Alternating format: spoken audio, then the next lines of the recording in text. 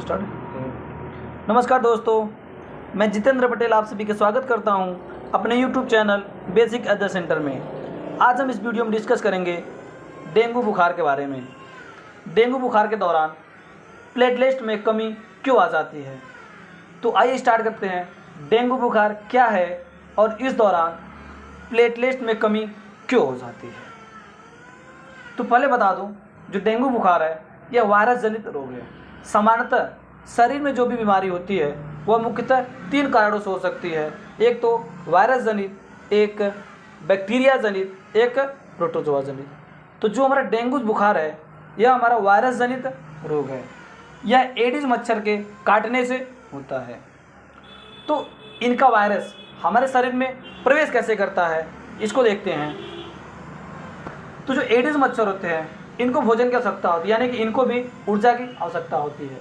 तो ये ऊर्जा की पूर्ति के लिए जो हमारे फूल होते हैं, फूलों के परागकण से पराग लेते हैं तथा इन्हें प्रजनन के लिए रक्त की आवश्यकता होती है। तो ये रक्त की आपूर्ति के लिए मनुष्य के शरीर को काटते हैं, जिस दौरान इनके शरीर से जो डेंगू बुखार का जो वायरस है मनुष्य के शरीर में प्रवेश कर जाता है।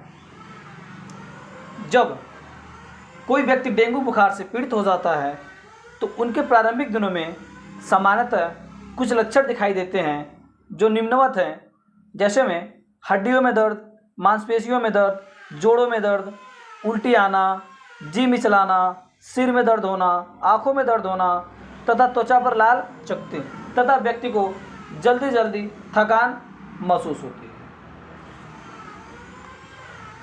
तो जो हमारे रक्त होते हैं, तो रक्त का ही एक भाग हमारा प्लेटलेट्स।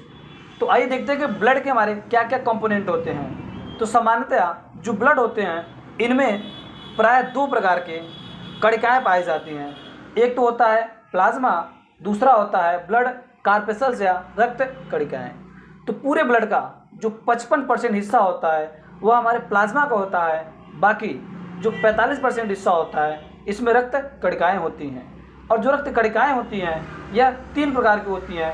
एक होता है लाल रक्त कणिका जिसको हम आरबीसी बोलते हैं और इसी को इरिथ्रोसाइट भी बोला जाता है। दूसरा हमारा होता है डब्ल्यूबीसी यानी श्वेत रक्त कणिकाएँ, इसका दूसरा नाम ल्यूकोसाइट भी है। तथा तीसरा रक्त कणिका होता है प्लेटलेट्स जिसको बोलते हैं थ्रोम्बोसाइट्स। तो जो हमारा लाल रक्त कणिका होता है यह होता है पूरा 44%, बाकी जो WBC और प्लेटलेट्स हैं यह दोनों मिलाकर के 1% होता है। तो जो हमारे ब्लड कार्पेसल्स हैं, जो रक्त कणिकाएँ हैं, इनके फंक्शन क्या क्या होते हैं।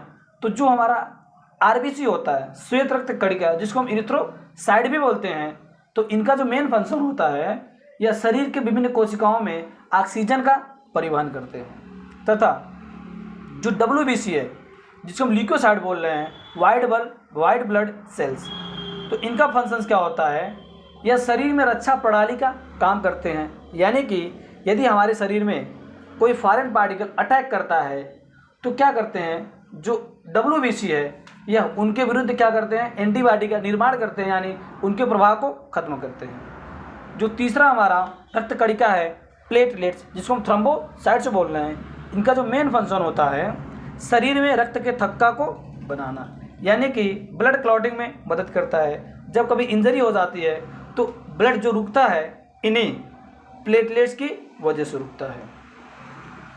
तो जानते हैं कि प्लेटलेट्स की कमी क्यों हो जाती है शरीर में, यानी जब कोई व्यक्ति डेंगू बुखार से पीड़ित हो जाता है तो उनके ब्लड में प्लेटलेट्स की कमी क्यों हो जाती है।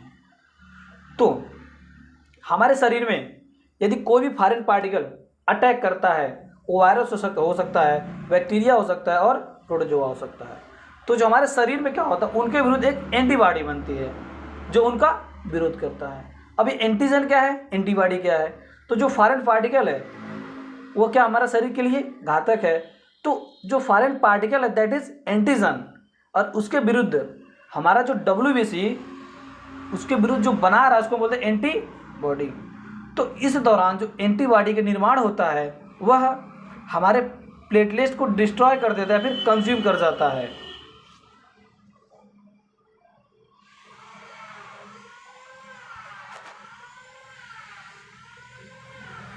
डेंगू बुखार के प्रारंभिक दिनों में जो प्लेटलेट की संख्या होती है इसमें कमी आ जाती है। सामान्यतः जो हमारे ब्लड में जो प्लेटलेट्स की संख्या होती है यह 1.5 से लेकर के 4.5 लाख के बीच होना चाहिए। 1.5 से 4.5 लाख। तो यदि कोई व्यक्ति डेंगू बुखार से पीड़ित है तो क्या होता है, प्रारंभिक दिनों में प्लेटलेट्स में कमी आती है, लेकिन इलाज के दौरान इनकी संख्या में वृद्धि देखी जाती है।